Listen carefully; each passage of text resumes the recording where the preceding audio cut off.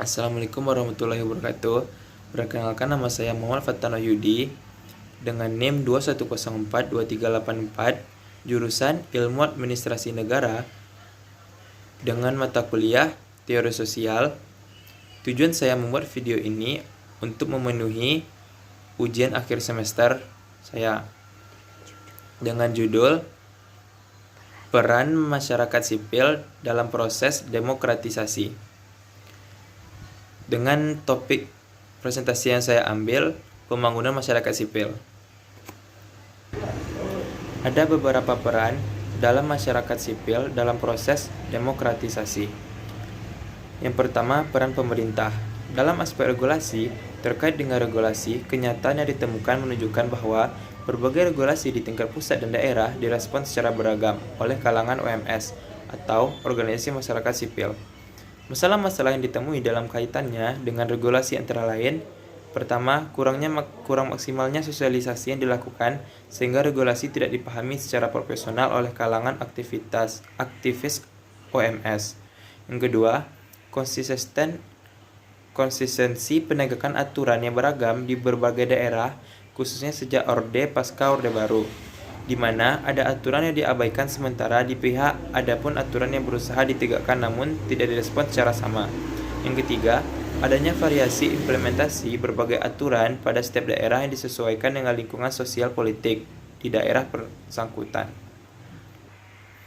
Dalam aspek partisipasi, dalam hal peran pemerintah untuk menciptakan ruangan partisipasi yang terbuka, pada umumnya di berbagai daerah dikritik oleh kalangan LSM. Dalam aspek pendana dan pemberdayaan, dalam banyak hal, dana pemerintah jumlahnya banyak dikritik oleh kalangan OMS, khususnya LSM, karena dianggap terlalu masyarakatan prosedur yang rumit untuk memperolehnya. Selain itu, hanya LSM tertentu, terutama yang ada kaitannya dengan pejabat Pemda, yang memperoleh dana.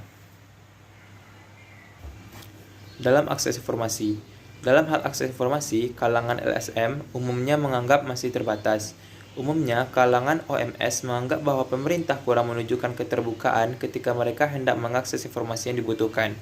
Dalam mengakses informasi publik, katakanlah seperti anggaran, kalangan OMS kebanyakan merasa menghadapi kesulitan. Jika akhirnya mereka memperoleh informasi, lebih sering menggunakan pendekatan personal dengan pemerintah. Yang kedua, peran masyarakat. Secara umum, di berbagai daerah, kenyataan yang ditemukan menunjukkan bahwa kepercayaan masyarakat terhadap OMS masih tetap bertahan. Meski demikian, ada hal yang menarik juga perlu dicatat, yaitu bahwa banyak daerah tertentu di sisi lain justru tidak dapat juga diabaikan. Terdapatnya gejala adanya degradasi atau listrus, yang menunjukkan terjadinya kemerosotan kepercayaan masyarakat terhadap OMS, khususnya LSM.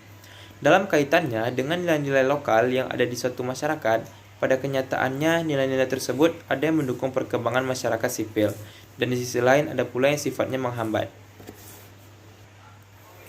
Walaupun konflik antara LSM dengan masyarakat tidak pernah terjadi secara terbuka, dan kalaupun tentu mungkin sangatlah kasuistik, di berbagai daerah keberadaan OMS, khususnya LSM, tidak begitu mendapat kepercayaan yang meluas untuk menjadi motor perubahan.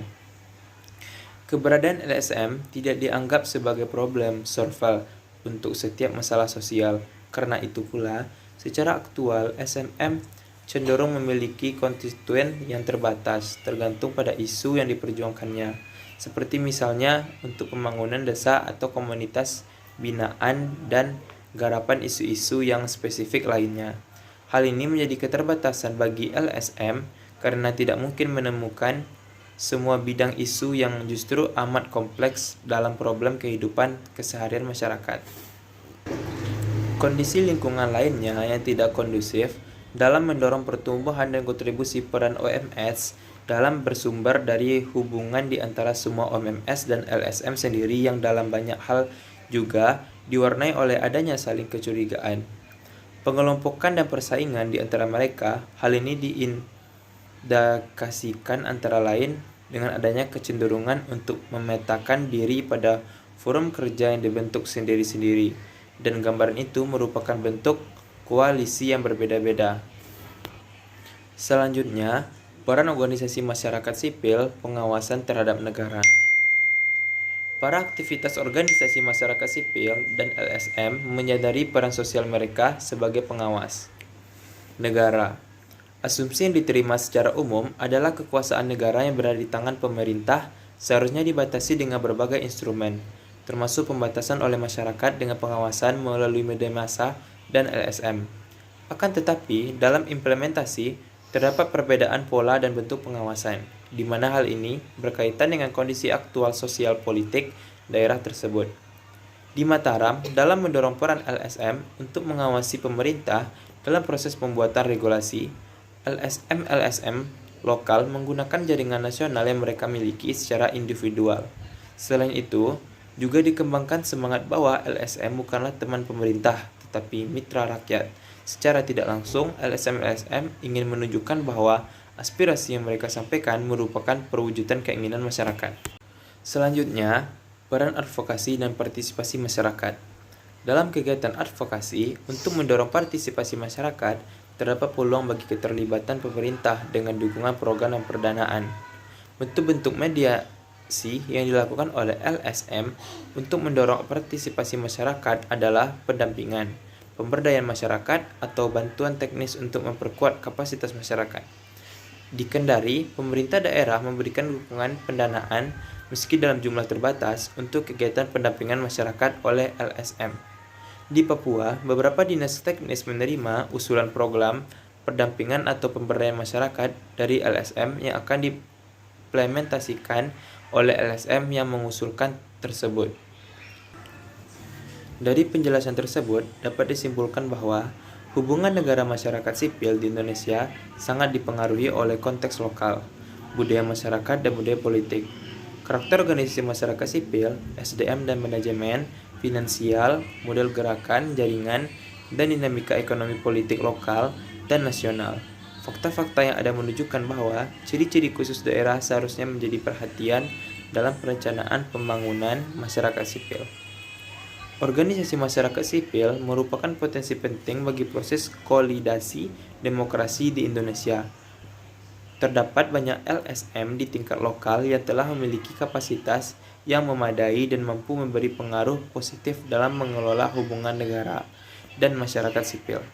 LSM ini kemudian menjadi patron secara tidak langsung bagi pertumbuhan LSM baru, di mana kemampuan dalam manajemen organisasi, pengelolaan, pendanaan, dan kapasitas jaringan dengan lembaga-lembaga di tingkat nasional maupun internasional yang dimiliki dapat menjadi pendorong pertumbuhan organisasi masyarakat sipil yang sehat di tingkat lokal.